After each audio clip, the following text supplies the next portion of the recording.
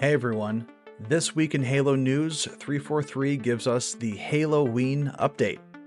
This includes one of the community's favorite game modes, Survive the Undead.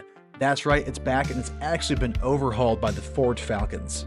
If you're a Call of Duty player, we'd like to know how this compares to zombies, because this is definitely a challenge you need to take.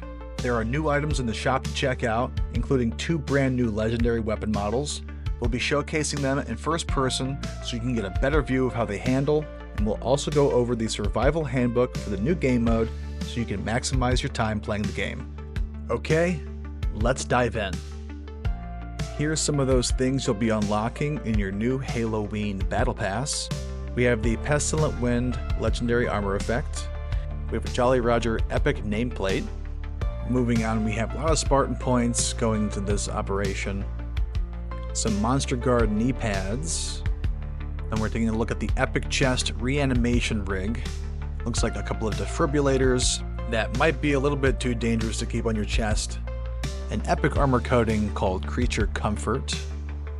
Epic left and right shoulder pads called Patchwork Pauldrons. Those are looking nice. And finally, a new epic helmet called the Spartanstein. They also added a new Stellar Eclipse bundle. They've added a new helmet that includes a legendary attachment called the Apparition Veil.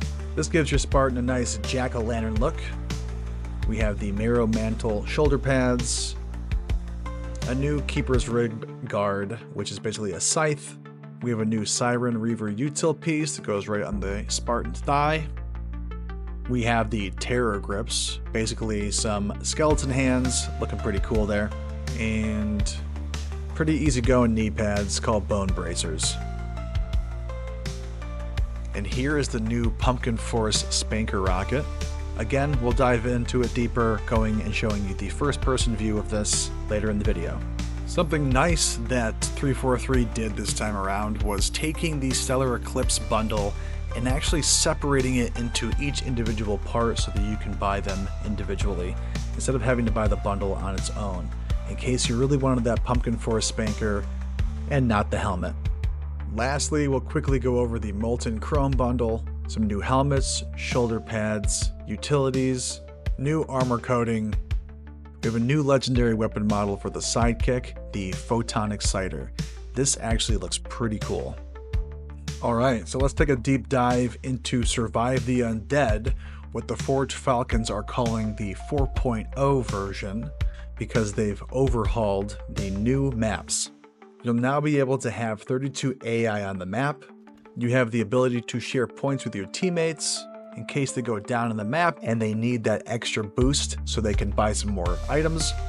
Player collision has been turned on so that you can block your teammates, thus making the game even harder.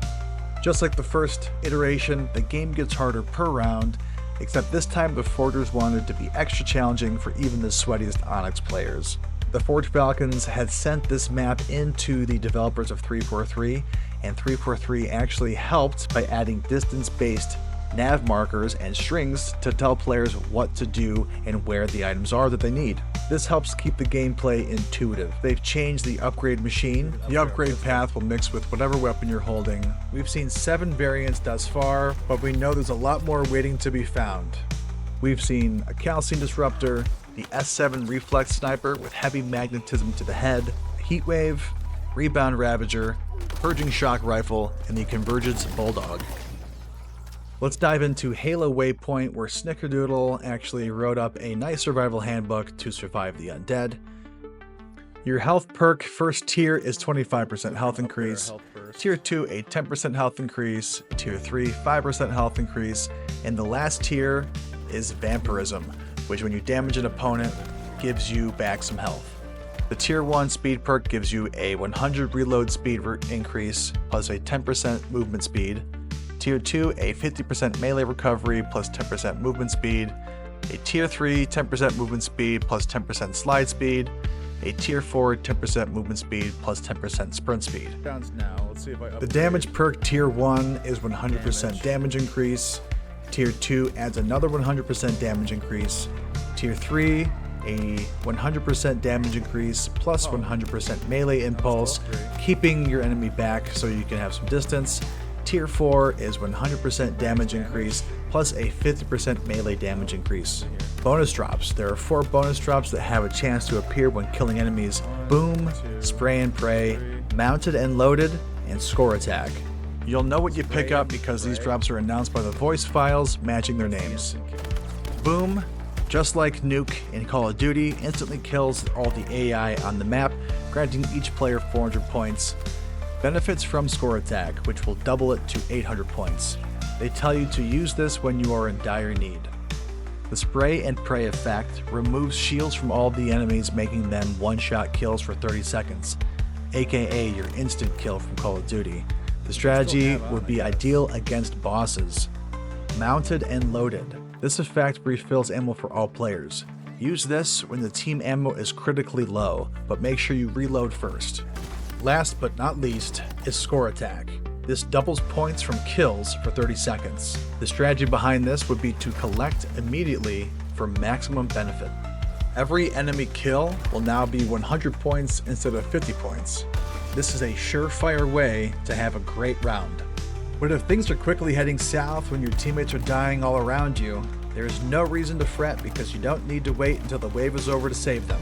The player buyback is located in the spawn room and revives fallen allies, granting the activating player an overshield.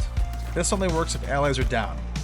Revived allies will become almost invulnerable for 30 seconds before going back to their base health. Going down does remove all your perks and weapons, however your points will stay the same.